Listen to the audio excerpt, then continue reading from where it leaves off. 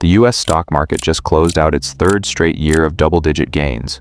Unemployment sits near historic lows. GDP grew faster last quarter than almost any other developed nation on Earth. By every headline number, the American economy is thriving. So why does almost none of that match what people are actually experiencing? Credit card debt just hit an all-time record. Delinquencies are at their worst level since 2011. The national debt is growing by roughly $6 billion a day, and an economist who predicted the 2008 crash years in advance is once again ringing the alarm. Something doesn't add up. Either the data is lying or the feeling is lying. Tonight, we're going to look at both sides honestly, walk through exactly what's propping this economy up, and let you decide for yourself whether this is a genuine boom or the calm before something much worse. Let's start with what's actually true, because you can't understand a potential collapse without first understanding what's currently working. The US economy expanded at an annualized rate of 4.4% in the third quarter of 2025. That's an exceptional number. Most developed economies celebrate 2% growth. The United States nearly doubled that, and it's not a one-quarter fluke. Since the end of 2019, US GDP has grown over 14%. The Eurozone managed just 6.8%. The United Kingdom, 5.2%. Germany, the traditional engine of the European economy, grew a mere 0.5% over 5 years, essentially flat. By comparison, the US economy grew roughly 29 times faster than Germany's over the same stretch. The labor market tells a similarly strong story on the surface. In January 2026, the economy added 130,000 jobs, beating expectations. Unemployment sits at 4.3%, lower than almost any point in the 2 decades before the pandemic. Average hourly earnings rose 3.7% year over year, actually outpacing inflation. On paper, workers are getting real raises, and the stock market has been on an absolute tear. The S&P 500 returned nearly 18% in 2025 alone, its third consecutive year of double-digit gains. Corporate profit margins hit all-time records. If you stop the story here, you'd have every reason to believe this economy is not just fine, but exceptional. But stopping here would be dishonest, because underneath every one of these headline numbers is a second story that almost never makes it into the same sentence. Let's talk about the numbers sitting underneath all of this growth. The United States national debt currently stands at roughly $38.6 trillion. It is growing by approximately $6 billion every single day. Here's the detail that puts that number in real perspective. Just the interest on that debt, not the debt itself, just the interest, cost the federal government nearly $1 trillion in 2025.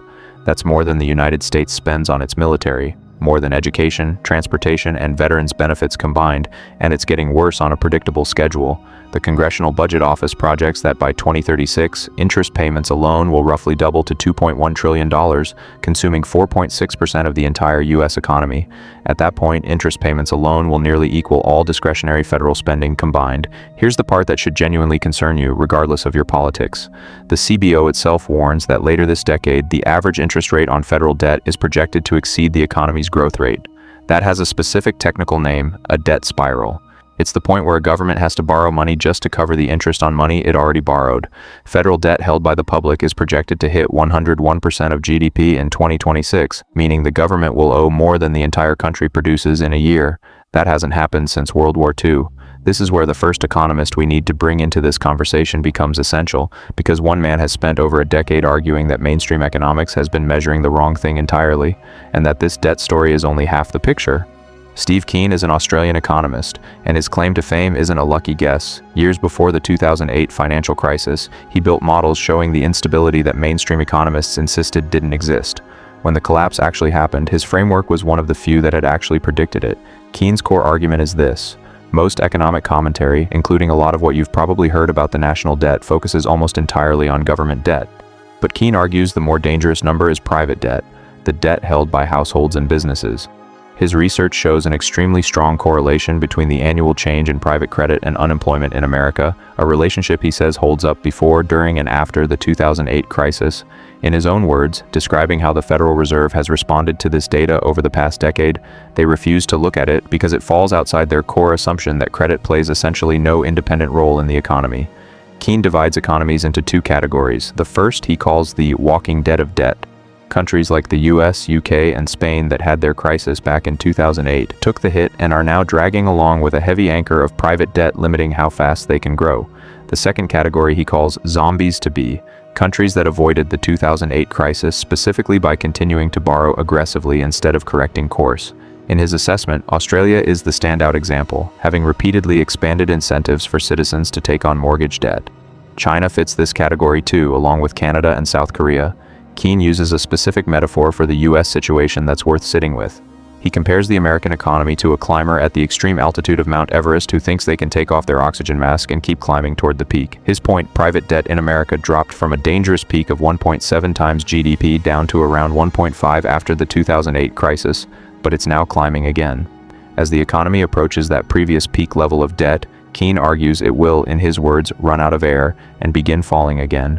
His most specific warning, as the Federal Reserve raises interest rates in what he considers a mistaken belief that the economy is simply returning to normal, it will actually trigger households to pull back and try to reduce debt again. And when private credit growth turns negative, the wind comes out of the broader economy. This is one serious, credentialed voice raising a structural alarm. But it's important to be clear. It is a minority position within mainstream economics, not a consensus view.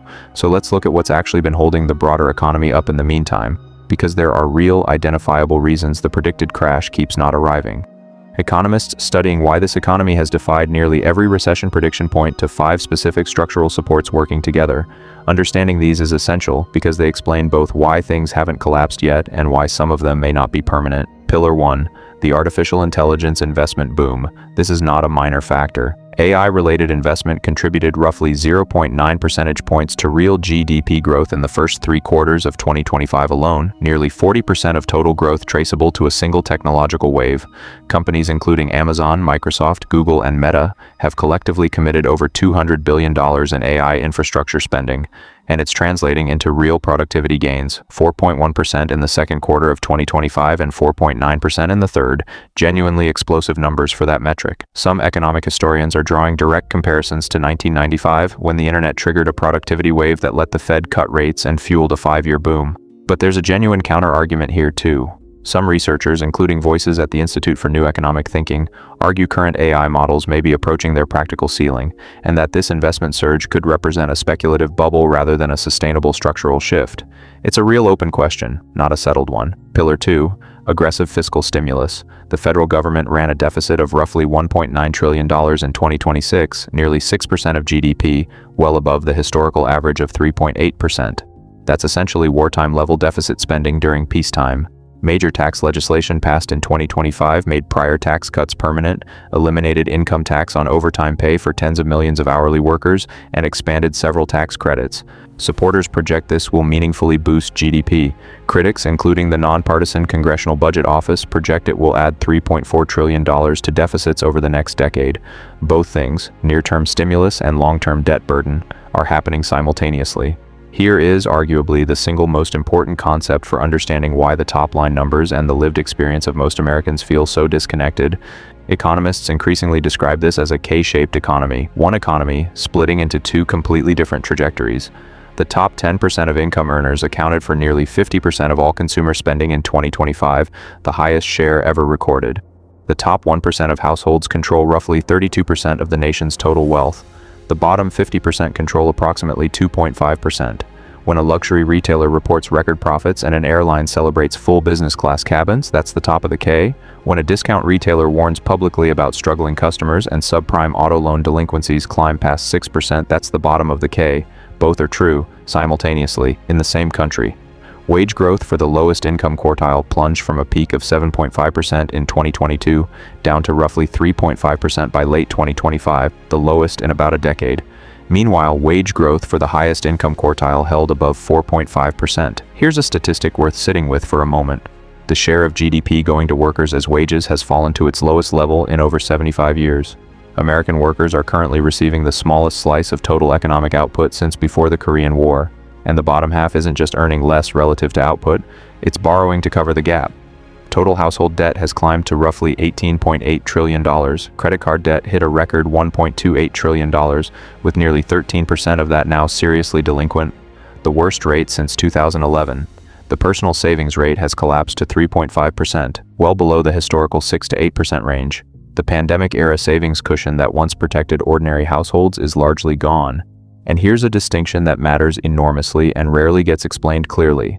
Inflation is a rate of change, not a price level. When headline inflation drops from 9% to 2.4%, prices are not falling. They're simply rising more slowly than before. Since 2020, Cumulative price increases stand at roughly 30% for groceries, 34% for housing, and 41% for electricity. If your grocery cart cost $100 in 2020, it costs roughly $130 now. The 9 to 2.4 improvement in the inflation rate doesn't give you back that 30%. This is the actual mathematical reason so many people feel like the economy is failing even while GDP charts point upward.